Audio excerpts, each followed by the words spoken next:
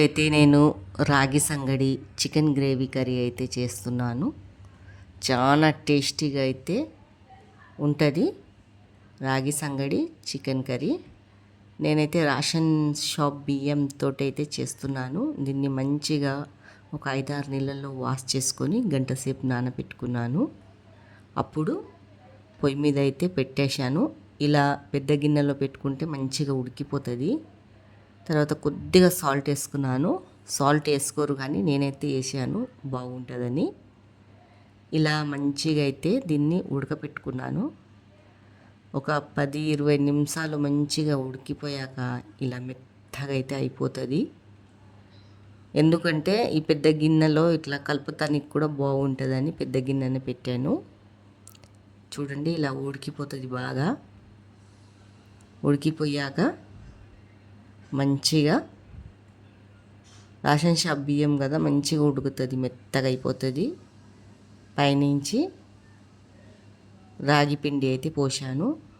నేను బాగా అయితే రాగి పిండి అయితే పోసుకుంటలేను, మోతాజుగా అయితే రాగి పిండి పోసుకుంటున్నాను. ఎక్కువ పోసుకుంటే కూడా అంత మంచిగా అనిపించేది, అందుకే మోతాజుగా అయితే పోసుకుంటున్నాను రాగి పిండి. తర్వాత దానికి కొద్దిగా మూత పెట్టి సిమ్ము మంట మీద కొద్దిగా సేపు అయితే ఉడకనిచ్చాను రాగి పిండిని. తర్వాత మూత తీసేసాక ఇలా అయితే అయిపోయింది. మొత్తం అయితే కలబెట్టేస్తాను. ఇప్పుడు ఇలా అంతా మంచిగా కలబెడుతున్నాను. ఈ కలబెడటానికి టైం పడుతుంది.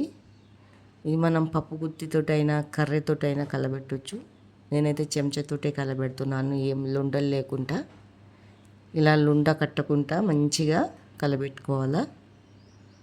మెత్తగా అయితే అన్నం అయితే ఉడికిపోయింది కదా. ఇది కూడా ఒక 2 నిమిషాలు మంచిగా కలబెట్టుకోవాలా. ఇలాంతా మొత్తం లొండలు లేకుండా కలుపుతూనే ఉండాలి. అప్పుడు ఏం లొండలు లేకుండా ఉంటాయి, మంచిగా అవుతుంది రాగి సంగడి. ఈ సంగడి తింటే కూడా చాలా మనకు హెల్దీ కూడా, ఇలా చేసుకొని తింటే. అప్పట్లో అయితే మిగిలిపోతే అన్నము పొద్దుగాల పూట నీళ్ళు పోసి, రాత్రిపూట నీళ్ళు పోసి పెట్టేసి పొద్దుగాల లేవంగానే దాంట్లో పెరుగు వేసి కొంచెం ఆనియను పచ్చిమిర్చి వేసి అయితే తినాలా. కడుపుకు సల్వాగా ఉంటుంది, చాలా బాగుంటుంది. జరసేపు మూత పెట్టి అయితే పెట్టాను నేను.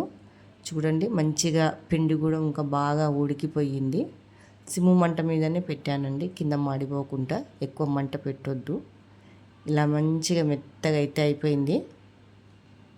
దీంతో పాటు చేపల పులుసు చాలా బాగుంటుంది ఇలా చేసుకుంటే. ఇదంతా అయితే మెత్తగా అయితే అయిపోయింది మ్యాష్. చూడండి ఎంత బాగా అయిపోయిందో. ఇలా అంతా కలుపుకుంటే ఏమి లేకుండా లుండలు మంచిగా అయిపోయిందండి. మీలో ఎంతమందికి రాగి సంగడి ఇష్టం ఉన్నదో కామెంట్ చేయండి. లైక్ సబ్స్క్రైబ్ చేసి